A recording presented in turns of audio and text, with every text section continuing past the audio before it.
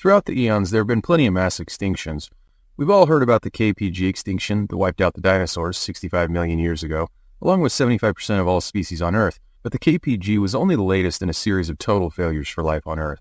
And scientists now think that we're in the middle of a sixth mass extinction, probably caused by humans.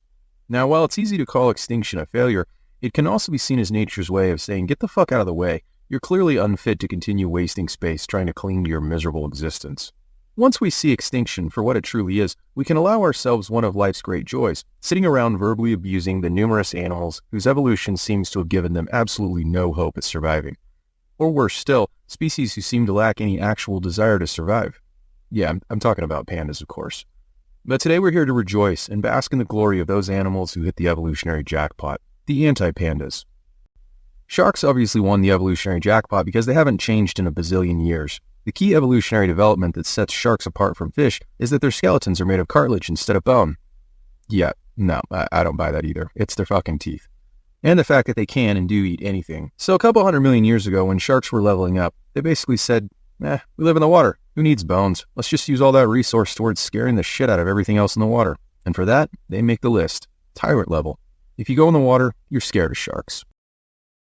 Next in the tyrant level, we have the crocs. A long time ago, crocs probably had a decent shot at being the dominant animal on Earth. Their ancestors, the Archosaurs, had taken over and were radiating into all kinds of niches. Things were looking good in the palace until a different extinction event started wiping out the Archosaurs. And that's when some distant cousins of the royal house staged a coup and burned the whole thing down. The remaining crocs were pushed out of all the cool spots in the food chain and were quite literally relegated to living in a shithole. But crocodiles, being the charismatic and opportunistic fellows that they are, realized that their cousins had made a terrible mistake. They had banished the crocs to living in their water supply. Fucking diabolical. They say that if you go back far enough, all mammals were pretty much small rodent-like creatures, which kind of makes sense when this shit wants to eat you. So after the dinosaurs get wiped out, evolution starts handing out new cards. It creates something of a gold rush for the mammals. Bats nabbed the flight card. Whales decided that they wanted to stop being little dog, horse things and turn back into fish.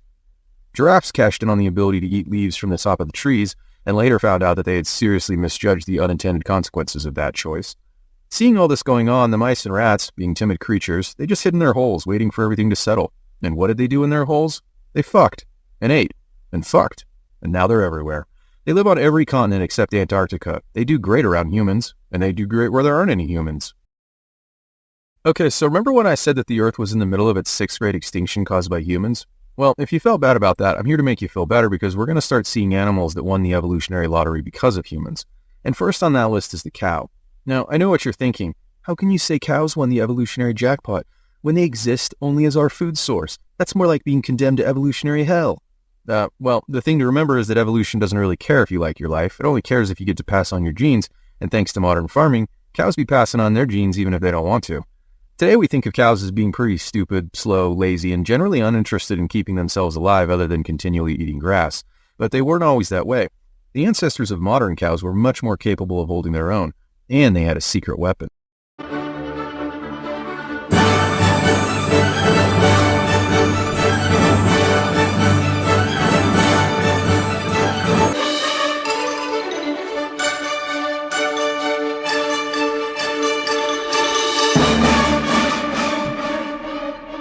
Now, before you go all PETA on me, try to look at it this way.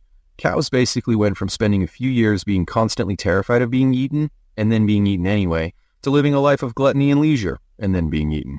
Kind of reminds me of medieval aristocracy, but traded away slaving in the fields and dying young from starvation, to living in castles, dying young from gout. Horses fill a similar spot in the hierarchy. They originated in North America, and then crossed the frozen land bridge into Eurasia and hit their first jackpot. This place was made for them. They also kind of dodged a bullet with that one because they subsequently got themselves extincted in their homeland. The second jackpot was struck when some poor fucker was dragging a load of shit somewhere and thought, dude, what if I got a horse to do this? The third jackpot was when some evil fucker realized that if horses could haul supplies around, they could also haul soldiers on a battlefield. Then they kind of hit it again when another poor fucker probably ran out of food and realized that horse meat sucks, thereby sparing the horses from the cow's fate, and also placing them slightly above cows, solidly in the lord category. Okay, so there are about 20 quadrillion ants. They're basically everywhere. And I don't want you to think that I didn't try to come up with some kind of clever way of describing just how many ants that is. But honestly, if I told you how tall a 20 quadrillion ant tower is, or how many times an ant rope would circle the world, it would still be meaningless. Suffice it to say, it's enough ants to ruin every picnic you and all your future descendants will ever have. Ants have achieved this amazing feat by being eusocial, which comes from the root word eu for good and social. It's another mind bender because literally everything that makes eusociality is fucking terrible. A caste system that you're born into and have no escape, check. Sterile slaves that can't reproduce, check. All serving the one queen who sits around laying eggs and eating all the slaves' hard work, check. Still, 20 fucking quadrillion. In addition, ants are strong, and they're also one of the only other creatures on Earth to domesticate other species, and it's this which puts them right at the top, emperor level. Well done, evolution.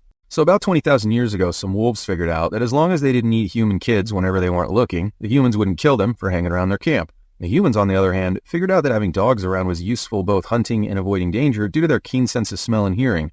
Thus began a friendship that would last thousands of years and benefit both species for a while. That is until humans figured out they could do this. Look, I know, some jackpot. But just like cows, you don't have to like it to win it.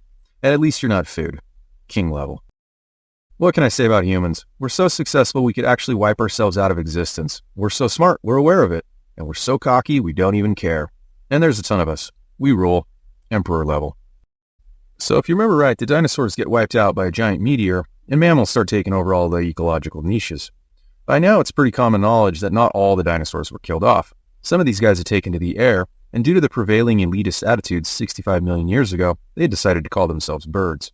Not only did this allow them to survive the KPG on a technicality, but they also now contained the full concentration of dino power. But wait, you can't use birds. That's too broad of a category. And you'd be right. Anyway, among the multitude of birds that landed sweet promotions during the Great Leveling Up was this handsome devil. The red junglefowl was doing just fine on its own in Southeast Asia, but it had a few traits that made it perfect for domestication. Firstly, it can fly, but it sucks at it. This is good for humans who don't want their food getting eaten by other predators, but they also don't want their food flying off. It was also really easy to trick it into making eggs whenever there was an abundance of seed laying around, while at the same time, it just feeds itself by walking around basically eating whatever it finds. So anyway, these guys make their way all over the world and slowly but surely becoming one of humanity's favorite prey. Just how successful has their let's become human food strategy? Well, 50 billion chickens were raised for food each year. Last animal making the list is the lowly house cat. I know what you're thinking. It's basically the exact same as the dog, but there are a few key differences. So about the time that humans started settling down in one place and growing seeds, they also started storing them. And since we know that mice just want to eat and fuck, they moved right in. This of course created a problem, since mice shit looks exactly like ancient rice kernels but tastes much worse. At this point, the conventional science says that cats were domesticated when they moved into close proximity to hunt mice and rats. Of course, this is false, since cats have never been domesticated, but are actually just lazy and well-fed.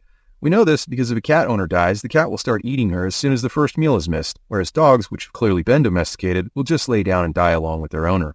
So cats do no work, get fed by humans while rarely becoming food themselves, refuse to learn even the most basic useful commands, have spent half their relationship with humans being worshipped, and we have to haul out their shit. New level. Deity.